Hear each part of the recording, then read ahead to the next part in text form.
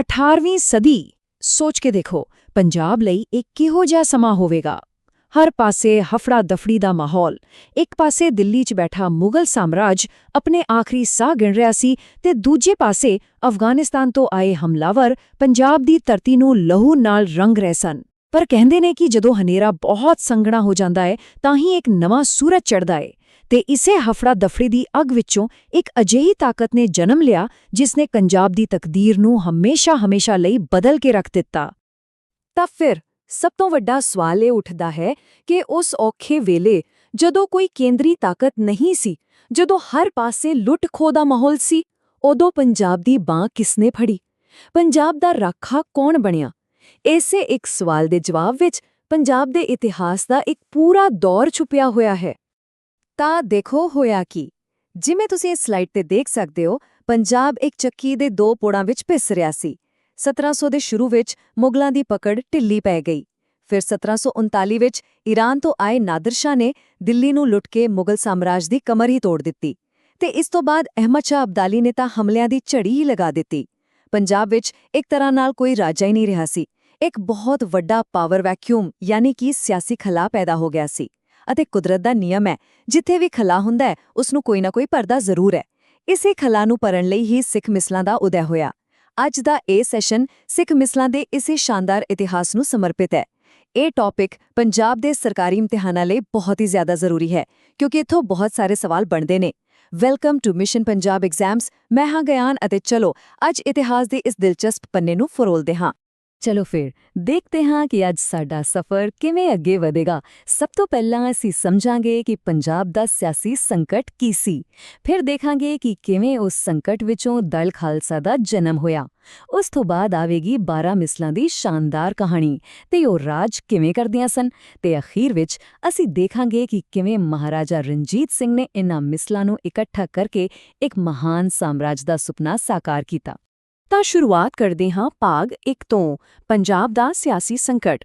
ਜਿਵੇਂ ਅਸੀਂ ਹੁਣੇ ਗੱਲ ਕੀਤੀ, ਮੁਗਲ ਰਾਜ ਦੇ ਕਮਜ਼ੋਰ ਹੋਣ ਨਾਲ ਪੰਜਾਬ ਵਿੱਚ ਕੋਈ ਮਾਏ-ਬਾਪ ਨਹੀਂ ਰਿਹਾ ਸੀ। ਹਰ ਪਾਸੇ ਅਰਾਜਕਤਾ ਤੇ ਅਨਿਸ਼ਚਿਤਤਾ ਦਾ ਮਾਹੌਲ ਸੀ। ਭਾਗ 2, ਦਲ ਖਾਲਸਾ ਦਾ ਉਦੈ। ਅੱਛਾ, ਇਸ ਸੰਕਟ ਦਾ ਜਵਾਬ ਕੀ ਸੀ? ਇਸ ਦਾ ਜਵਾਬ ਸੀ ਏਕਤਾ। ਸਿੱਖਾਂ ਨੇ ਸਮਝ ਲਿਆ ਸੀ ਕਿ ਇਕੱਲੇ-ਇਕੱਲੇ ਲੜਨ ਨਾਲ ਗੱਲ ਨਹੀਂ ਬਣਨੀ। ਉਹਨਾਂ ਨੇ ਇਕਜੁੱਟ ਹੋ ਕੇ ਇੱਕ ਸਾਂਝੀ ਫੌਜ ਬਣਾਈ ਜਿਸ ਨੂੰ ਨਾਮ ਦਿੱਤਾ ਗਿਆ ਦਲ ਖਾਲਸਾ।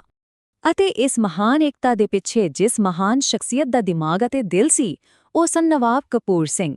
ਉਹਨਾਂ ਨੂੰ 18ਵੀਂ ਸਦੀ ਦੇ ਸਭ ਤੋਂ ਸੂਝਵਾਨ ਸਿੱਖ ਆਗੂਆਂ ਵਿੱਚੋਂ ਇੱਕ ਗਿਣਿਆ ਜਾਂਦਾ ਹੈ। ਉਹਨਾਂ ਨੇ ਹੀ ਛੋਟੇ-ਛੋਟੇ ਖਿੰਦੇ ਹੋਏ ਸਿੱਖ ਜਥਿਆਂ ਨੂੰ ਇਕੱਠਾ ਕਰਕੇ ਇੱਕ ਤਾਕਤਵਰ ਫੌਜੀ ਸੰਗਠਨ ਯਾਨੀ ਕਿ ਦਲ ਖਾਲਸਾ ਦਾ ਰੂਪ ਦਿੱਤਾ। ਇਹੀ ਨਹੀਂ, ਉਹ ਸਿੰਘਪੁਰੀਆ ਮਿਸਲ ਦੇ ਸੰਸਥਾਪਕ ਵੀ ਸਨ। ਹੁਣ ਇਹ ਦੇਖੋ, ਇਹ ਬਹੁਤ ਹੀ ਕਮਾਲ ਦੀ ਰਣਨੀਤੀ ਸੀ। ਦਲ ਖਾਲਸਾ ਨੂੰ 2 ਹਿੱਸਿਆਂ ਵਿੱਚ ਵੰਡਿਆ ਗਿਆ।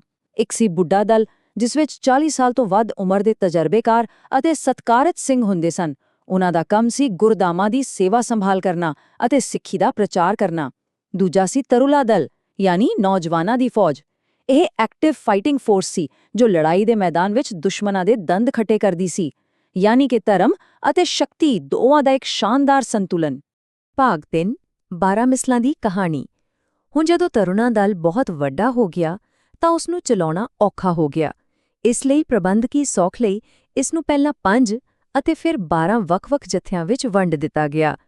ਇਹੀ ਜਥੇ ਅੱਗੇ ਚੱਲ ਕੇ 12 ਮਿਸਲਾਂ ਦੇ ਨਾਮ ਨਾਲ ਮਸ਼ਹੂਰ ਹੋਏ। ਇਹ ਨੰਬਰ 12 ਦਿਮਾਗ ਵਿੱਚ ਚੰਗੀ ਤਰ੍ਹਾਂ ਬਿਠਾ ਲਓ। ਪੇਪਰ 'ਚ ਸਿੱਧਾ ਸਵਾਲ ਆਂਦਾ ਹੈ ਕਿ ਕੁੱਲ ਕਿੰਨੀਆਂ ਮਿਸਲਾਂ ਸਨ? ਜਵਾਬ ਹੈ 12। ਇਹ ਸਾਰੀਆਂ ਮਿਸਲਾਂ ਦਲ ਖਾਲਸਾ ਦਾ ਹਿੱਸਾ ਸਨ, ਪਰ ਆਪਣੇ-ਆਪਣੇ ਇਲਾਕਿਆਂ ਵਿੱਚ ਆਜ਼ਾਦੀ ਨਾਲ ਰਾਜ ਕਰਦੀਆਂ ਸਨ। ਚਲੋ ਹੁਣ ਕੁਝ ਮੁੱਖ ਮਿਸਲਾਂ ਤੇ ਨਜ਼ਰ ਮਾਰੀਏ।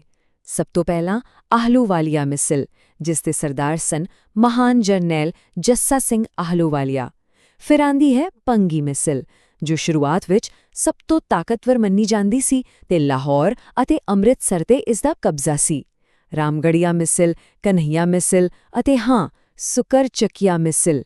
ਇਹ ਨਾਮ ਯਾਦ ਰੱਖਣਾ ਕਿਉਂਕਿ ਇਸੇ ਮਿਸਲ ਨਾਲ ਮਹਾਰਾਜਾ ਰਣਜੀਤ ਸਿੰਘ ਸਬੰਧ ਰੱਖਦੇ ਸਨ। ਅਤੇ ਫੂਲਕੀਆ ਮਿਸਲ, ਜਿਸ ਤੋਂ ਅੱਗੇ ਚੱਲ ਕੇ ਪਟਿਆਲਾ, ਨਾਭਾ ਅਤੇ ਜੀਂਦ ਵਰਗੀਆਂ ਵੱਡੀਆਂ ਰਿਆਸਤਾਂ ਬਣੀਆਂ। ਬਾਕੀ ਦੀਆਂ ਮਿਸਲਾਂ ਵਿੱਚ ਫੈਜ਼ੁੱਲਾਪੁਰੀਆ ਮਿਸਲ ਸ਼ਾਮਿਲ ਹੈ, ਜਿਸ ਦਾ ਦੂਜਾ ਨਾਮ ਸਿੰਘਪੁਰੀਆ ਸੀ ਤੇ ਇਸ ਦੇ ਬਾਨੀ ਖੁਦ ਨਵਾਬ ਕਪੂਰ ਸਿੰਘ ਸਨ। ਇਸ ਤੋਂ ਇਲਾਵਾ ਨਕਈ, ਡੱਲੇਵਾਲੀਆ ਤੇ ਕਰੋੜ ਸਿੰਘੀਆ ਮਿਸਲਾਂ ਵੀ ਬਹੁਤ ਅਹਿਮ ਸਨ। ਹੁਣ ਦੋ ਖਾਸ ਮਿਸਲਾਂ ਤੇ ਧਿਆਨ ਦਿਓ। ਇੱਕ ਸੀ ਨਿਸ਼ਾਨ ਵਾਲੀਆ ਮਿਸਲ। ਇਹਨਾਂ ਦਾ ਕੰਮ ਬਹੁਤ ਹੀ ਸਤਿਕਾਰਯੋਗ ਸੀ, ਦਲ ਖਾਲਸਾ ਦਾ ਨਿਸ਼ਾਨ ਸਾਹਿਬ ਲੈ ਕੇ ਅੱਗੇ ਚੱਲਣਾ। ਅਤੇ ਦੂਜੀ ਸੀ ਸ਼ਹੀਦ ਮਿਸਲ, ਜੋ ਅਮਰ ਸ਼ਹੀਦ ਬਾਬਾ ਦੀਪ ਸਿੰਘ ਜੀ ਦੇ ਨਾਮ ਨਾਲ ਜੁੜੀ ਹੋਈ ਹੈ। ਤਾਂ ਹੁਣ ਤੱਕ ਅਸੀਂ ਇਹ ਜਾਣ ਲਿਆ ਕਿ ਇਹ 12 ਮਿਸਲਾਂ ਕੌਣ ਸਨ, ਪਰ ਅਸਲ ਸਵਾਲ ਇਹ ਹੈ ਕਿ ਉਹ ਰਾਜ ਕਿਵੇਂ ਕਰਦੀਆਂ ਸਨ, ਉਹਨਾਂ ਦਾ ਸਿਸਟਮ ਕੀ ਸੀ। ਇਹ ਭਾਗ ਪੇਪਰ ਦੇ ਨਜ਼ਰੀਏ ਤੋਂ ਬਹੁਤ ਜ਼ਿਆਦਾ ਜ਼ਰੂਰੀ ਹੈ, ਇਸ ਲਈ ਪੂਰਾ ਧਿਆਨ ਇੱਥੇ ਰੱਖਣਾ। ਇਸ ਪੂਰੇ ਸਿਸਟਮ ਦੀ ਨੀਂਹ ਸੀ ਸਰਬੱਤ ਖਾਲਸਾ। ਇਸ ਨੂੰ ਤੁਸੀਂ ਅੱਜ ਦੀ ਸੰਸਦ ਜਾਂ ਪਾਰਲੀਮੈਂਟ ਸਮਝ ਸਕਦੇ ਹੋ। ਸਾਰੀਆਂ 12 ਮਿਸਲਾਂ ਦੇ ਸਰਦਾਰ ਸਾਲ ਵਿੱਚ 2 ਵਾਰ ਵਿਸਾਖੀ ਅਤੇ ਦੀਵਾਲੀ ਤੇ ਸ਼੍ਰੀ ਅਕਾਲ ਤਖਤ ਸਾਹਿਬ ਅੰਮ੍ਰਿਤਸਰ ਵਿਖੇ ਇਕੱਠੇ ਹੁੰਦੇ ਸਨ। ਪੂਰੇ ਪੰਥ ਨਾਲ ਜੁੜੇ ਸਾਰੇ ਵੱਡੇ ਫੈਸਲੇ, ਚਾਹੇ ਉਹ ਕਿਸੇ ਨਾਲ ਜੰਗ ਕਰਨੀ ਹੋਵੇ, ਸੁਲਾਹ ਕਰਨੀ ਹੋਵੇ ਜਾਂ ਕੋਈ ਧਾਰਮਿਕ ਮਸਲਾ ਹੋਵੇ, ਇੱਥੇ ਹੀ ਸਾਰਿਆਂ ਦੀ ਸਲਾਹ ਨਾਲ ਲਏ ਜਾਂਦੇ ਸਨ। ਇਹ ਇੱਕ ਤਰ੍ਹਾਂ ਦਾ ਲੋਕਤੰਤਰੀ ਤਰੀਕਾ ਸੀ। ਅਤੇ ਸਰਬੱਤ ਖਾਲਸਾ ਵਿੱਚ ਜੋ ਫੈਸਲਾ ਸਰਬਸੰਮਤੀ ਨਾਲ ਪਾਸ ਹੋ ਜਾਂਦਾ ਸੀ, ਉਸ ਨੂੰ ਕਿਹਾ ਜਾਂਦਾ ਸੀ ਗੁਰਮਤਾ, ਯਾਨੀ ਗੁਰੂ ਦਾ ਮਤਾ। ਇੱਕ ਵਾਰ ਗੁਰਮਤਾ ਪਾਸ ਹੋ ਗਿਆ ਤਾਂ ਉਹ ਪੱਥਰ ਤੇ ਲਕੀਰ ਹੁੰਦਾ ਸੀ। ਫਿਰ ਹਰ ਇੱਕ ਸਿੱਖ ਅਤੇ ਹਰ ਇੱਕ ਮਿਸਲ ਲਈ ਉਸ ਨੂੰ ਮੰਨਣਾ ਲਾਜ਼ਮੀ ਹੋ ਜਾਂਦਾ ਸੀ। ਇਸਨੇ ਸਾਰੀਆਂ ਮਿਸਲਾਂ ਨੂੰ ਇੱਕ ਸੂਤਰ ਵਿੱਚ ਬੰਨ੍ਹ ਕੇ ਰੱਖਿਆ ਹੋਇਆ ਸੀ। ਹੁਣ ਗੱਲ ਕਰਦੇ ਹਾਂ ਪੈਸੇ ਦੀ, ਯਾਨੀ ਮਿਸਲਾਂ ਦੀ ਆਰਥਿਕਤਾ ਦੀ ਰੀੜ੍ਹ ਦੀ ਹੱਡੀ, ਰਾਖੀ ਪ੍ਰਣਾਲੀ। ਇਹ ਇੱਕ ਬਹੁਤ ਹੀ ਕਮਾਲ ਦਾ ਸਿਸਟਮ ਸੀ। ਮਿਸਲਾਂ ਪਿੰਡਾਂ ਨੂੰ ਕਹਿੰਦੀਆਂ ਸਨ ਕਿ ਤੁਸੀਂ ਸਾਨੂੰ ਆਪਣੀ ਫਸਲ ਦਾ 5ਵਾਂ ਹਿੱਸਾ ਯਾਨੀ 20% ਟੈਕਸ ਦਿਓ ਤੇ ਬਦਲੇ ਵਿੱਚ ਤੁਹਾਡੀ ਰਾਖੀ ਦੀ ਜ਼ਿੰਮੇਵਾਰੀ ਸਾਡੀ। ਕੋਈ ਬਾਹਰਲਾ ਹਮਲਾਵਰ, ਕੋਈ ਲੁਟੇਰਾ ਜਾਂ ਤੱਕ ਕਿ ਕੋਈ ਦੂਜੀ ਮਿਸਲ ਵੀ ਤੁਹਾਨੂੰ ਤੰਗ ਨਹੀਂ ਕਰੇਗੀ। ਇਸ ਤਰ੍ਹਾਂ ਉਹ ਲੋਕਾਂ ਨੂੰ ਸੁਰੱਖਿਆ ਦੇ ਕੇ ਅਸਲ ਵਿੱਚ ਉਸ ਇਲਾਕੇ ਦੀ ਸਰਕਾਰ ਬਣ ਗਈਆਂ। ਇਸ ਸਲਾਈਡ ਨੂੰ ਬਹੁਤ ਧਿਆਨ ਨਾਲ ਦੇਖੋ, ਇਹ ਇੱਕ ਬਹੁਤ ਹੀ ਜ਼ਰੂਰੀ ਤੁਲਨਾ ਹੈ।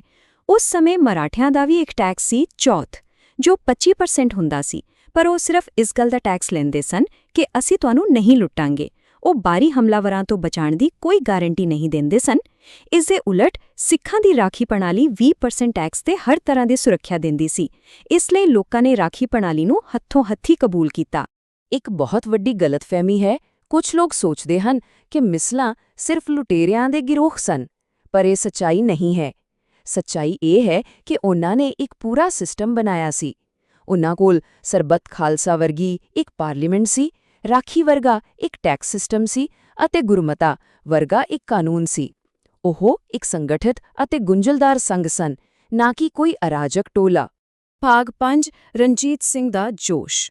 ਪਰ ਕਹਿੰਦੇ ਨੇ ਕਿ ਸਮਾਂ ਹਮੇਸ਼ਾ ਇੱਕੋ ਜਿਹਾ ਨਹੀਂ ਰਹਿੰਦਾ। ਜਦੋਂ ਸਾਂਝਾ ਦੁਸ਼ਮਣ ਯਾਨੀ ਅਫਗਾਨਾਂ ਦਾ ਖਤਰਾ ਘਟ ਗਿਆ ਤਾਂ ਮਿਸਲਾਂ ਦੀ ਏਕਤਾ ਵਿੱਚ ਤਰੇੜਾਂ ਆਣੀਆਂ ਸ਼ੁਰੂ ਹੋ ਗਈਆਂ ਅਤੇ ਇਸੇ ਦੌਰ ਵਿੱਚ ਪੰਜਾਬ ਤੇ ਅਸਮਾਨ ਤੇ ਇੱਕ ਨਵਾਂ ਸਿਤਾਰਾ ਚਮਕਿਆ, ਰਣਜੀਤ ਸਿੰਘ। ਤਾਂ ਮਿਸਲ ਪ੍ਰਣਾਲੀ ਕਮਜ਼ੋਰ ਕਿਉਂ ਪਈ?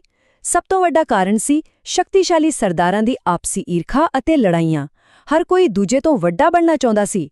ਜਦੋਂ ਤੱਕ ਅਬਦਾਲੀ ਦਾ ਡਰ ਸੀ, ਸਾਰੇ ਇਕੱਠੇ ਸਨ। ਜਦੋਂ ਉਹ ਡਰ ਖਤਮ ਹੋਇਆ ਤਾਂ ਏਕਤਾ ਵੀ ਖਤਮ ਹੋ ਗਈ। ਹੁਣ ਇਸ ਸਿਸਟਮ ਦਾ ਅਸਲ ਮਕਸਦ ਪੂਰਾ ਹੋ ਚੁੱਕਾ ਸੀ ਅਤੇ ਪੰਜਾਬ ਨੂੰ ਇੱਕ ਨਵੇਂ ਕੇਂਦਰੀਕ੍ਰਿਤ ਰਾਜ ਦੀ ਲੋੜ ਸੀ। ਅਤੇ ਫਿਰ ਐਂਟਰੀ ਹੁੰਦੀ ਹੈ ਸ਼ੇਰ-ਏ-ਪੰਜਾਬ ਮਹਾਰਾਜਾ ਰਣਜੀਤ ਸਿੰਘ ਦੀ। ਸਿਰਫ 12 ਸਾਲ ਦੀ ਉਮਰ ਵਿੱਚ 1792 ਵਿੱਚ ਉਹ ਆਪਣੀ ਸੁਕਰਚੱਕੀਆ ਮਿਸਲ ਦੇ ਮੁਖੀ ਬਣੇ। 1799 ਵਿੱਚ ਉਹਨਾਂ ਨੇ ਉਸ ਵੇਲੇ ਦੀ ਸਭ ਤੋਂ ਤਾਕਤਵਰ ਭੰਗੀ ਮਿਸਲ ਤੋਂ ਲਾਹੌਰ ਖੋਲ੍ਹਿਆ। 1801 ਵਿੱਚ ਉਹਨਾਂ ਨੇ ਆਪਣੇ ਆਪ ਨੂੰ ਪੰਜਾਬ ਦਾ ਮਹਾਰਾਜਾ ਐਲਾਨ ਦਿੱਤਾ। 1802 ਵਿੱਚ ਸਿੱਖਾਂ ਦੇ ਪਵਿੱਤਰ ਸ਼ਹਿਰ ਅੰਮ੍ਰਿਤਸਰ ਨੂੰ ਵੀ ਜਿੱਤ ਲਿਆ। ਇਹ ਉਹਨਾਂ ਦੇ ਇੱਕ ਮਹਾਨ ਸਾਮਰਾਜ ਦੀ ਸ਼ੁਰੂਆਤ ਸੀ। ਤੇ ਇੱਥੋਂ ਸ਼ੁਰੂ ਹੁੰਦਾ ਹੈ ਸਾਡਾ ਆਖਰੀ ਭਾਗ, ਇੱਕ ਰਾਜ ਦਾ ਸੁਪਨਾ। ਇਹ ਕਹਾਣੀ ਹੈ ਖਿੰਡੀਆਂ ਹੋਈਆਂ ਮਿਸਲਾਂ ਤੋਂ ਇੱਕ ਮਜ਼ਬੂਤ, ਇਕਜੁੱਟ ਅਤੇ ਸ਼ਕਤੀਸ਼ਾਲੀ ਸਿੱਖ ਸਾਮਰਾਜ ਬਣਨ ਦੀ। ਇਹ ਸਲਾਈਡ ਇੱਕ ਤਸਵੀਰ ਵਿੱਚ ਪੂਰੀ ਕਹਾਣੀ ਬਿਆਨ ਕਰਦੀ ਹੈ। ਖੱਬੇ ਪਾਸੇ ਦੇਖੋ ਮਿਸਲ ਸਿਸਟਮ, ਜੋ ਵਿਕੇਂਦਰੀਕ੍ਰਿਤ ਸੀ, ਯਾਨੀ ਸ਼ਕਤੀ ਵੱਖ-ਵੱਖ ਸਰਦਾਰਾਂ ਵਿੱਚ ਵੰਡੀ ਹੋਈ ਸੀ ਤੇ ਫੈਸਲੇ ਸਾਰੇ ਮਿਲ ਕੇ ਸਰਬੱਤ ਖਾਲਸਾ ਵਿੱਚ ਲੈਂਦੇ ਸਨ। ਹੁਣ ਸੱਜੇ ਪਾਸੇ ਦੇਖੋ ਸਿੱਖ ਸਾਮਰਾਜ, ਜੋ ਕੇਂਦਰੀਕ੍ਰਿਤ ਸੀ, ਯਾਨੀ ਸਾਰੀ ਦੀ ਸਾਰੀ ਸ਼ਕਤੀ ਇੱਕ ਵਿਅਕਤੀ ਮਹਾਰਾਜਾ ਦੇ ਹੱਥਾਂ ਵਿੱਚ ਸੀ ਅਤੇ ਸਾਰੇ ਫੈਸਲੇ ਵੀ ਉਹੀ ਲੈਂਦੇ ਸਨ। ਇਹ ਇੱਕ ਬਹੁਤ ਵੱਡਾ ਬਦਲਾਅ ਸੀ। ਠੀਕ ਹੈ, ਚਲੋ ਇੱਕ ਵਾਰ ਫਟਾਫਟ ਸਾਰੀਆਂ ਗੱਲਾਂ ਨੂੰ ਦੁਹਰਾ ਲਈਏ ਜੋ ਪੇਪਰ ਲਈ ਬਹੁਤ ਜ਼ਰੂਰੀ ਹਨ। ਮਿਸਲ ਕਾਲ ਦਾ ਸਮਾਂ ਯਾਦ ਰੱਖਣਾ, ਮੋਟੇ ਤੌਰ ਤੇ 1760 ਤੋਂ 1799 ਤੱਕ। ਕੁੱਲ ਮਿਸਲਾਂ ਕਿੰਨੀਆਂ ਸਨ? 12। ਮੁੱਖ ਸੰਸਥਾਵਾਂ ਕਿਹੜੀਆਂ ਸਨ? ਦਲ ਖਾਲਸਾ, ਸਰਬੱਤ ਖਾਲਸਾ ਅਤੇ ਗੁਰਮਤਾ। ਉਹਨਾਂ ਦਾ ਆਰਥਿਕ ਸਿਸਟਮ ਕੀ ਸੀ? ਰਾਖੀ ਪ੍ਰਣਾਲੀ। ਅਤੇ ਸਾਰੀਆਂ ਮਿਸਲਾਂ ਨੂੰ ਇਕੱਠਾ ਕਿਸਨੇ ਕੀਤਾ? ਸੁਕਰ ਚੱਕਿਆ ਮਿਸਲ ਦੇ ਮਹਾਰਾਜਾ ਰਣਜੀਤ ਸਿੰਘ ਨੇ। ਇਹ 5 ਨੁਕਤੇ ਬਿਲਕੁਲ ਪੱਕੇ ਕਰ ਲਓ। ਜਾਂਦੇ ਇੱਕ ਸਵਾਲ ਤੁਹਾਡੇ ਲਈ ਛੱਡ ਕੇ ਜਾ ਰਿਹਾ ਹਾਂ। ਸੋਚਣ ਵਾਲੀ ਗੱਲ ਇਹ ਹੈ ਕਿ ਮਿਸਲ ਪ੍ਰਣਾਲੀ ਜੋ ਏਕਤਾ ਅਤੇ ਲੋਕਤੰਤਰ ਤੇ ਬਣੀ ਸੀ, ਆਖਿਰਕਾਰ ਇੱਕ ਵਿਅਕਤੀ ਦੀ ਬਾਦਸ਼ਾਹਤ ਵਿੱਚ ਕਿਉਂ ਬਦਲ ਗਈ? ਇਸ ਦੀ ਸਫਲਤਾ ਅਤੇ ਫਿਰ ਇਸ ਦੇ ਖਾਤਮੇ ਤੋਂ ਅਸੀਂ ਅੱਜ ਦੇ ਸਮੇਂ ਵਿੱਚ ਏਕਤਾ, ਤਾਕਤ ਅਤੇ ਰਾਜ ਕਰਨ ਦੇ ਤਰੀਕੇ ਬਾਰੇ ਕੀ ਸਿੱਖ ਸਕਦੇ ਹਾਂ? ਇਸ ਤੇ ਵਿਚਾਰ ਜ਼ਰੂਰ ਕਰਨਾ। ਤਾਂ ਇਹ ਸੀ ਮਿਸਲ ਕਾਲ ਦਾ ਇੱਕ ਵਿਸਥਾਰਪੂਰਵਕ ਵਿਸ਼ਲੇਸ਼ਣ। ਉਮੀਦ ਹੈ ਕਿ ਇਸ ਨਾਲ ਤੁਹਾਡੇ ਗਿਆਨ ਵਿੱਚ ਵਾਧਾ ਹੋਇਆ ਹੋਵੇਗਾ ਅਤੇ ਤੁਹਾਡੀ ਪੇਪਰ ਦੀ ਤਿਆਰੀ ਵਿੱਚ ਵੀ ਮਦਦ ਕਰੇਗਾ।